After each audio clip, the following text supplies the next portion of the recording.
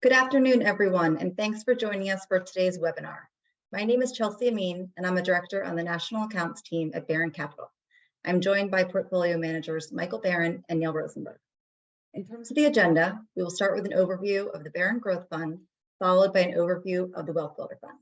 I'm very pleased to announce that both funds, as of 3/31/23, are the #1 funds in their Morningstar categories since inception. Congratulations, Michael and Neal. Neal, let's kick it off with you.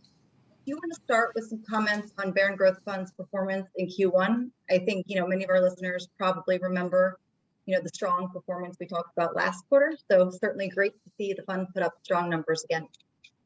Yeah, sure. Thanks, Chelsea. So you're right. We did have another strong quarter.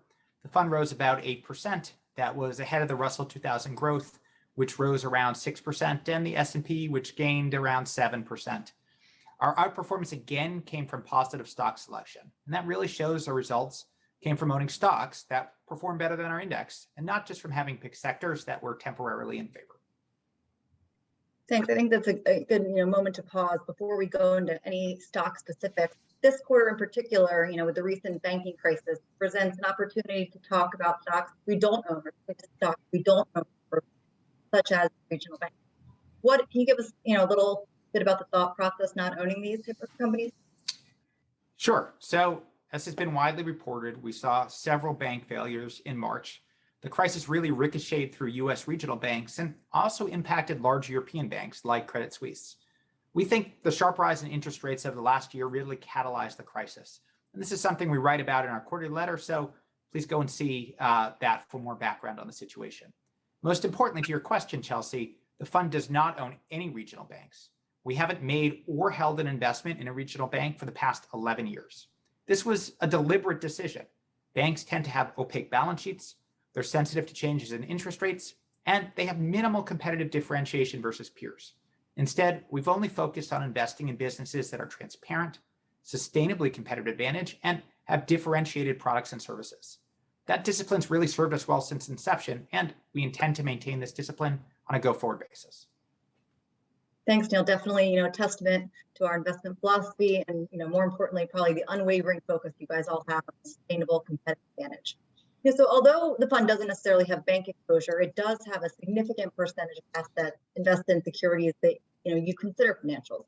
Can you elaborate a little bit more on this type of exposure and how you think about it? Yeah, definitely. So we don't own banks or other interest rate sensitive businesses, but around 39% of the fund is invested in businesses that we consider to be financials. We can parse this into two cohorts. So around 60% of these investments are technology-enabled market data vendors like FactSet or MSCI or Morningstar. These are businesses that serve vast and growing end markets, which we estimate are at least $40 billion of annual recurring revenue. They start with proprietary data that's been collected over decades. This incurs really significant fixed costs and time to collect, and in many ways would be impossible to replicate now. Once those assets have been collected, though, these companies use them to build mission-critical products and services that become deeply embedded in customer workflows. This creates recurring revenue, high retention rates, and annual pricing power. And since the products are delivered electronically and all the data has already been collected, the incremental margins are extremely high. The other 40% of our financials exposure includes differentiated P&C carriers or unique advisory businesses. These companies have carved out unique and sustainable competitive advantages, things like Primerica's distribution network or Arch Capital's best-in-class underwriting discipline. We also think they're benefiting from compelling secular trends. For example, Kinsale Capital is benefiting from dramatic growth in the excess and surplus insurance market. While we consider these investments financials, their success isn't dependent on interest rates. They also don't take any credit risk. They have the same attractive attributes that we value in all our investments, which include large addressable markets, positive secular trends, sustainable barriers to entry, robust free cash flow generation, and best-in-class management teams. Great, thank you. And you're curious on that front, are there any other lessons you learned from the recent crisis you'd be willing to talk about? Yeah, so we think the current crisis really reinforces the need to build sustainable competitive advantages and for management teams to make decisions for the long term. It took decades for many of these banks to build their businesses and their reputations. SVB was founded in 1983. Silvergate Bank was founded in 1988, and Credit Suisse goes back to 1856. But it took just hours or days for them to unwind. They were undone by a combination of short-term decision-making, questionable risk management, and selling products that are largely commoditized. We exclusively invest in businesses with sustainable competitive advantages. We look for companies that sell highly differentiated products or services, have sticky customer bases, and are run by management teams that optimize for long-term growth. We research them iteratively and we hold them for the long term. And if our research identifies a change in competitive advantage or a loss of focus on the long term by a management team, we're quick to sell and to reinvest that capital in a higher conviction idea. Great, thanks. Talking about high conviction ideas, before we transition to WealthBuilder, can you touch briefly on any new positions you initiated in the quarter? I know you and Ron never compromise on business quality, to purchase stock that might just be expensive, but did the uncertainty from the crisis provide any compelling opportunities that you were able to take advantage of last quarter? Yeah, we did have an opportunity to take advantage of some of the uncertainty created by the banking crisis, and we made two new investments. First, we initiated a position in Clearwater Analytics. Clearwater is a leading SaaS provider of accounting, compliance, risk, performance, and reporting services. We think Clearwater serves a large addressable market that will steadily migrate to the cloud over time. Clearwater has a highly differentiated platform that we think generates win rates in excess of 80%. We think the company can grow its revenue at 20% annually while also expanding its margins toward 40% over time. We've invested successfully in this space and with members of Clearwater's management team in the past, and we're excited about its ability to compound its earnings for decades to come. We also made an investment in Krispy Kreme, a manufacturer and retailer of branded fresh donuts. We're excited by Krispy Kreme's unique hub and spoke model. We think this model will allow the company to maximize its reach and minimize its CapEx while maintaining freshness and quality. Over time, we think the company can expand from around 12,000 points of access today to almost 19,000 over the next 4 years. We think that there's a potential for almost 75,000 access points globally over the long term. We also wrote extensively about these two stocks in our quarterly letter, so please refer to it for some more details. Great, thanks, Neal. With that, we'll move to Baron WealthBuilder Fund. As a reminder for everyone on today's webinar, WealthBuilder is an equity allocation strategy that invests exclusively in other Baron funds.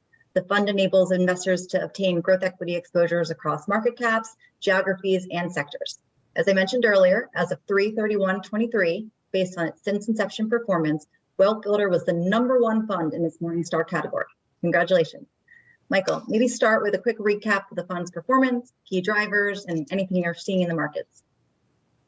Sure. Thank you, Chelsea, for that intro and mentioning that Baron WealthBuilder is the #1 fund in its Morningstar category, something that we're very proud of, as Neal is likewise with Baron Growth Fund. The quarter was a good quarter. It was a good quarter. The fund returned or appreciated 10.4%.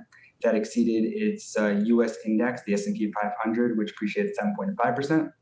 That puts its 3, 5-year, and since inception numbers nicely ahead of its comparable indexes and benchmarks. What we're seeing in the market right now is still a lot of volatility, a lot of fear. Investor sentiment was or remains pretty negative.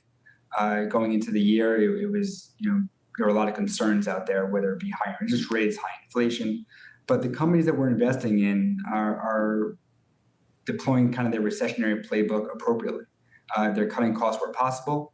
They're downsizing where possible, but yet not impacting their long-term opportunities and prospects. And this is kind of helping long-term growth investors like ourselves. If you look at overall weighted average holdings, around 70% of our companies appreciated in the period, including many that appreciated substantially off of 2022 lows. Some that come to mind are Flow and Decor, NVIDIA was up around 90%, and MSCI, all large holdings up nicely over 20% just in the 3-month period. Thanks, Michael. Appreciate that update. Certainly tough to recap the quarter without digging into Tesla. Can you talk about what's been driving the stock and why you remain confident in the long-term objectives and the growth opportunities? Sure. Tesla is the largest holding in Baron WealthBuilder from an underlying fund basis. And then once again, it did have a nice period in the start of 2023. Look, we kind of deviated from our historical practice and went into a little more depth last quarter in terms of what drove the stock down in 2022. And in this current period, I talk a little more in depth about what's going on the reversal side of things. I can touch on it briefly here, but I encourage people to look into that letter and read it for a little more fuller recap of what's going on in that company and position. The stuff that really drove the stock down in 22, whether that be, there was a lot of exogenous factors. It was Elon Musk going out and purchasing Twitter. People saw that as a distraction, both from a time standpoint, mental standpoint, and maybe a financial standpoint. There was stuff going on in China from their zero COVID policy, causing a disruption in both production and purchases. And with a maybe looming recession here in the United States, and government policy trying to offset that, there was maybe a wait-and-see approach to many consumer purchases. The Inflation Reduction Act is one of those things that maybe caused people to hold off on our purchases in 22 and now delay that to 2023. A lot of those factors have reversed to start this year. Twitter isn't as much of a distraction. It's actually trending towards break even.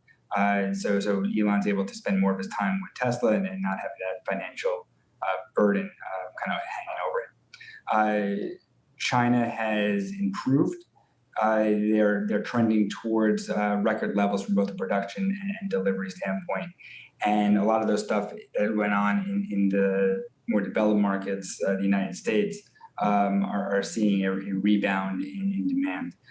Currently, demand is maybe twice the level of current production rates. So all those things that we were questioning, not we, but investors were questioning the company last year, have eased at the start of this year, and the stock reversed accordingly. We are still very excited about what this company has had. We see that currently they have the prospect to lower the cost to produce one of these vehicles by around $15,000. That's going into how do they make a battery better? How do they make all these components better? How do they improve the assembly and manufacturing from the powertrain? As a result of them being vertically integrated, they're able to make these changes while other historical competitors, internal combustion engine competitors that are relying on third parties throughout their supply chain aren't able to make these additions and changes. And that's why we get more confidence that they'll be able to lower their price point substantially while others are going to be much higher. This allows them to address the most substantial market for electric vehicles. Their price point that they're now targeting is around 40 million vehicles. We're only producing around 2 million currently. It gives us the ability to get after 40 million vehicles and still have a substantial profit margin associated with that. So we remain very, very excited about their prospects. It's actually interesting. They hosted an analyst day, I guess it was about a month ago at this point, and they walked through all this aspect in terms of how they're going to lower the cost to produce. Wall Street reacted negatively to this. There wasn't an immediate carrot. There wasn't an immediate product launch. That's still probably about a year away. We reacted very positively to what's going on at Tesla in terms of them lowering costs, and it gives us more confidence that they'll be able to achieve their long-term ambitions to be facilitating people's way to renewable energy. Okay. Thanks, Michael. Appreciate the update. As you know, it's certainly always top of mind for our listeners. One other thing, Neal talked about it earlier, but the banking crisis. Curious, how did it impact WealthBuilder? And are there any specific examples or businesses that you could talk about? I think that would be helpful for our listeners. Yeah, as Neal mentioned, the banking crisis kind of hit late in the quarter. I guess it was maybe in early March. And the fund navigated it appropriately. Baron Growth Fund, as Neal mentioned, doesn't have any holdings in small regional banks, and neither does WealthBuilder, but it's actually a very underweight position. Interestingly so, the financial sector in general, the fund is overweight. It might surprise many people, being growth equity investors, they think, you're going to have very limited exposure to financials. We're able to find financials that still meet our Baron Capital investment philosophy. Having, real growth opportunity ahead of it, competitively advantaged businesses, and management teams that we get to know and trust. We don't normally find that in the banking sector. And that's why we're underweight. It's actually the biggest industry that we're underweight. So we're overweight financials as a sector, but underweight the financial or the banking industry. There is one exception, and that is Schwab. Schwab is actually a discount brokerage firm, not a bank. They have a banking arm that started around 20 years ago. That was there to actually improve their competitive advantage. We're actually a big fan of the Schwab Bank. It allows them to be much more ingrained with their customers. It allows them to, more easily facilitate transactions. It's obviously a very profitable area of their business.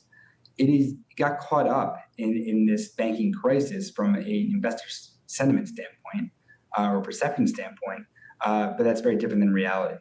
Over 80% of their banking accounts are below the fully insured rate.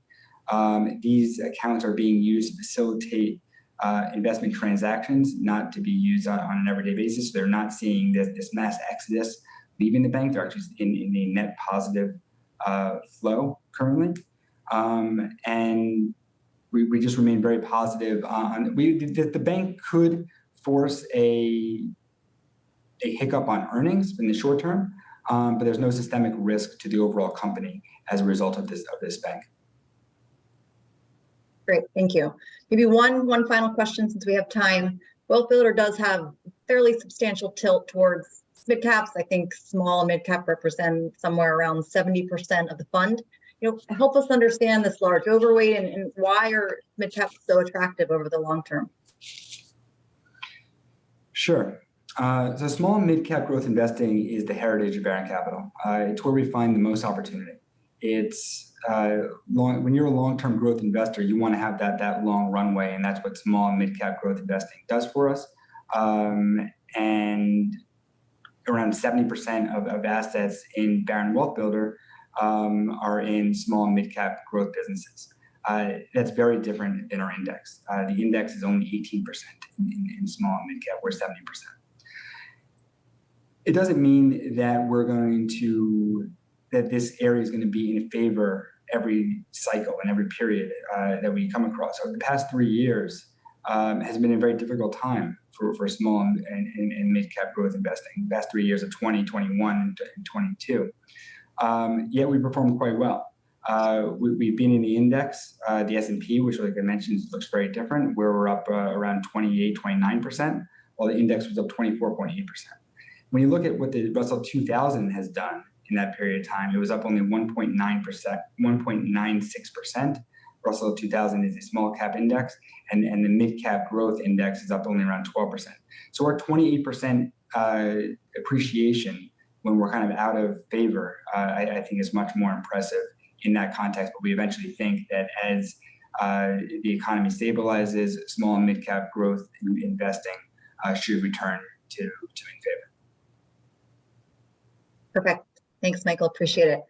Well, I think with that, we are out of time, and that'll conclude today's webinar. A recording will be available on our website, www.baronfunds.com. Thank you, Michael and Neal, and thank you to everyone listening today. We really appreciate you taking the time to join us. As always, our focus does remain to serve our investors and be strong stewards of your capital. We appreciate your continued support and trust in Baron. Have a great day.